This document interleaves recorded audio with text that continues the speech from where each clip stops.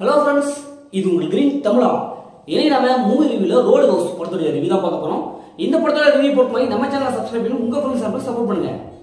Road house 2024ல Tamil டபுள்ல Amazon பிரைம்ல வெளிவந்த ஒரு action thriller suspense thriller movie. இப்போ இந்த படத்தோட கதையை பார்த்தலாம். இந்த படத்தோட ஹீரோ சூப்பரான ஃபைட்டரா இருப்பாரு. இவரு அவங்களுடைய ஃப்ரெண்ட்ஸ் எல்லாம் சேர்ந்து ஒரு ரோட் ஹவுஸ் அப்படிங்கிற ஒரு ஃபைட் கிளப் ஒன்று ஸ்டார்ட் பண்ணுவாங்க. அந்த கிளப் அப்படியே ஜாலியாக போயிட்டு இருக்கும். திடீர்னு பார்த்தா அந்த கிளப்லேயே ரெண்டு குரூப் பிரிஞ்சிடும். ஒரு villain group, hero group. Villain குரூப்புக்கு ஹீரோ குரூப்புக்கும் பயங்கரமான பிரச்சனை சம்பவம் நடந்துடும். அந்த சம்பவத்தால் ஒருத்தர் பயங்கரமாக அடிச்சுக்குவாங்க. இப்போ வில்லன் அவங்க சைட்ல இருந்து ஒரு மிகப்பெரிய ஒரு ஃபைட்டரை ஒருத்தர் இறக்குவாரு.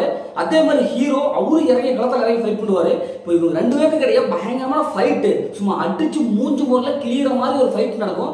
இந்த ஃபைட்ல யாரு ஜெயிக்கிறா அவங்களுக்கு தான் இந்த கிளப் அப்படிங்கிற மாதிரி போகும். இறுதியில் இந்த ஃபைட்ல யார் ஜெயிக்கிறா, இறுதியில் என்ன ஆச்சு அப்படிங்கிறதா இந்த படத்தோடைய ஒன்லைன். இந்த படத்துல எனக்கு பிடிச்சமான விஷயம் என்னன்னா ஆக்ஷன் சீக்வன்ஸ் தாங்க. ஏன்னா தரமா இருக்கு.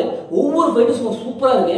சும்மா ஹீரோ சும்மா அடிச்சு பொழப்பாரு, ஒவ்வொரு வில்லனா அடிச்சு பொழப்பாரு. அந்த ஃபைட் சீக்வன்ஸ் நல்லா இருக்கு. சண்டை சண்டை சண்டை தான்.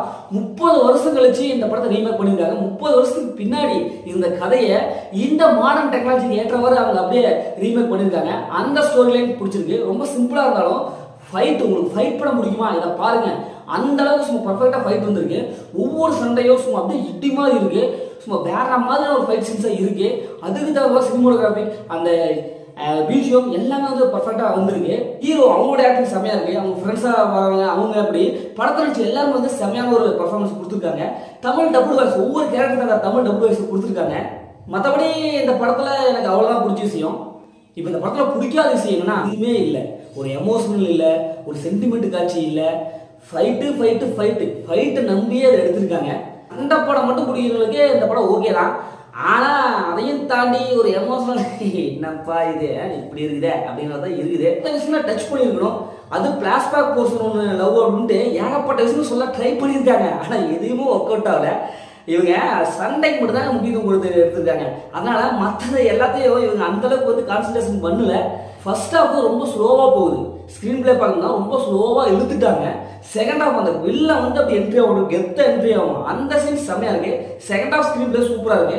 அப்பதான் படம் அப்படியே ஸ்பீடா போகுது. செகண்ட் ஹாஃப் அடுத்தது இன்னமும் வந்து பார்ட் 2க்கு வந்து லீடு கொடுத்துருக்காங்க. செகண்ட் ஹாஃப் தான் சரிப்பா ஓரளவுக்கு கதை நல்லா இருக்க மாட்டேங்குதுப்பா அப்படிங்கிறது தான் இருக்குது.